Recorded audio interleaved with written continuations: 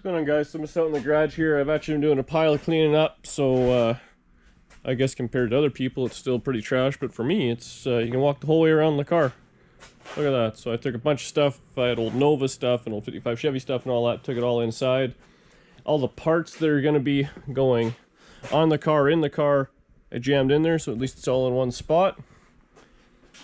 So yeah, that took a fair bit of time there. So the next thing we start working on, I just ran some fuel line front to back, just kind of zip tied so it gave an idea of what I was going to do.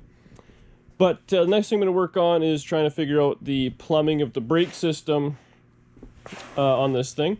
So I actually borrowed this fancy tool from a buddy of mine. It's for you know, flaring whatever kind of tubing and stuff. So I actually used a couple of practice ones on some 3/16ths and some 3/8 actually. So I was just going to put some nubs on the fuel line so it'll grab it, and it came out perfect. So pretty sweet little setup. Maybe I'll do a little video on that. And then I was just cleaning up the proportioning valve, so I'll probably put that back in the car. And then I gotta start figuring out how I want to run the brake lines and all that from this to all the wheels. I'm still gonna have to do a little screwing around on the master cylinder because I may end up kind of sliding it over a little bit, so I'll do that last once everything's all bolted in, but that's just a couple lines, so it should be pretty simple. So I'll probably get this in, probably test a few lines. You know, I might do the rear end first just because that's real simple, and go from there. Alright, so here are the basic tools I'm going to be using. I'm just going to give the metering block or whatever it is a real quick coat of paint there before I put it on. So I got a few different rolls of, you know, miscellaneous stuff. This is all off Amazon. It's copper nickel brake line, super easy to move. I got a bunch of bags, came with the kit actually, of just different tube nuts, different sizes, all that sort of stuff. I got this flaring little tool here, which works out pretty slick, and it's a very simple tube bender to give it some kind of nice bends. I don't know how much I'll use this because this stuff bends so easy. So I'm going to give that a quick coat of paint, put that on the car, and then I'll start working from there. It's real simple. These are the two feed lines that are going to come from the master cylinder. That's going to feed the rear brakes, and then front, side, and side there. So real simple little setup there. I'll bolt it all in, and I'll show you how it goes.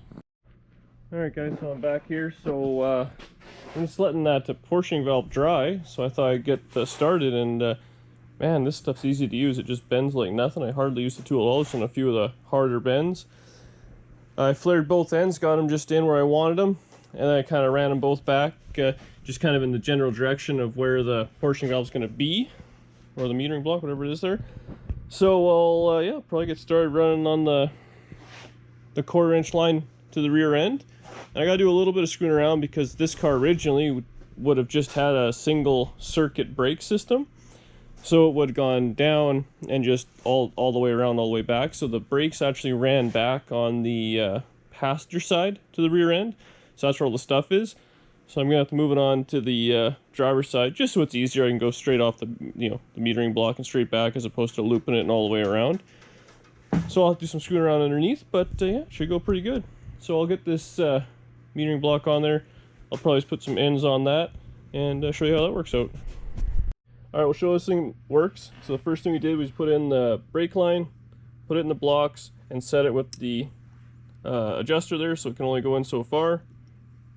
Now we're going to go ahead and put in the first flaring tool. So pretty simple. Put it in, twist it in till it goes into the line and stops. And you turn the hydraulic on. And you just squeeze the handle a few times until it gets kind of hard and stops. That's it. Then loosen it. Yep, and then turn that all the way out so we can get the die out. $100 manicure here on a $500 tool. Pull the die out. We'll put in the second one to double flare it. Spin that in. It'll get centered in the new flare. Once it gets tight, we turn the valve back on. Squeeze it a bunch of times until it gets hard and stops. And then we loosen it, unthread it out, pull the die out. You can loosen the blocks. Take the brake line right out there. It's a perfect flare every time.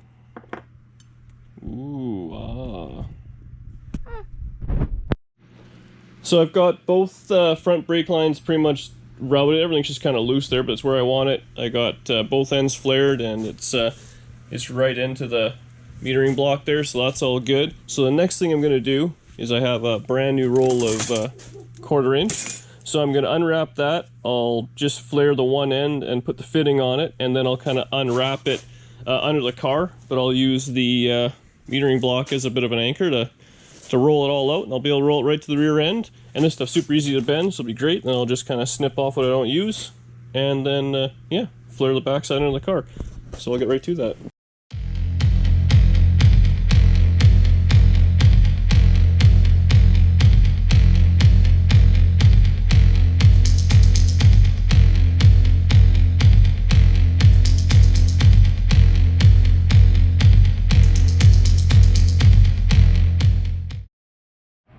Alright guys, we're under the car, obviously, so I got the line just kind of hanging all the way to the back, and then it's just loose. I have it just lightly into the metering block so it can still spin, so if I have to move it, it's not going to kink or do anything. On the frame and all that, I'm going to run it just kind of right at the very bottom. There's little kickouts in this bracing kit, so it should be able to fit in there no problem and not rub against anything. What I'm going to use is I bought these there's 1/4 inch isolated clamps, they're called. They're very simple. So they're just, you know, that's all they are. So you can open them up a little bit, put the line in, clamp them together, and then screw them into the frame. So I just bought some self-tappers and some washers. So I was kind of running around the side there with a few of those. Give it a nice little whip-to-do at the front. And that's it. So I'll start working on that and bring it back and show you how it works.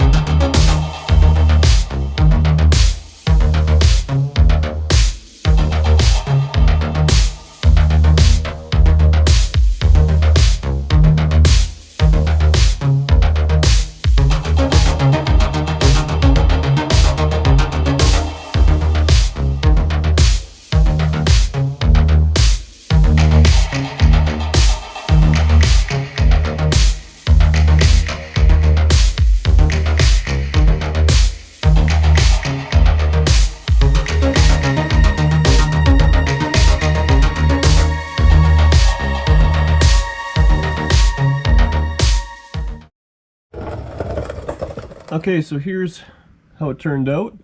Goes off the back of the valve there, along the frame.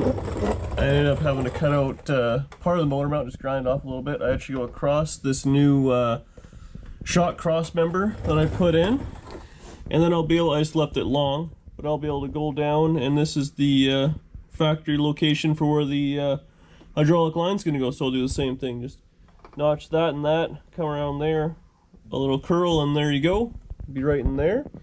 So now the next thing I'm going to do is work on the rear end here and put the brake lines on that. So I do have the old line, so I'll put that in with the little T on it, and that's just real simple. Line goes on that side, line goes on the other side, and it's all on the back side, and there's little clips there, so pretty simple. We'll get started on that.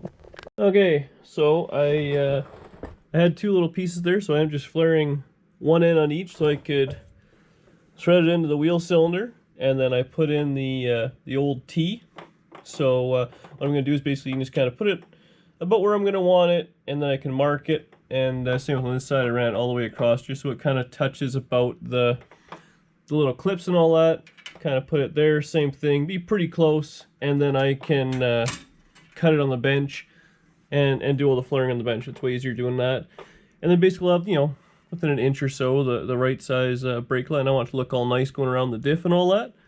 So I'll mark these with a Sharpie, get them chopped up, flare them, and get them all back together. Alright, there we go.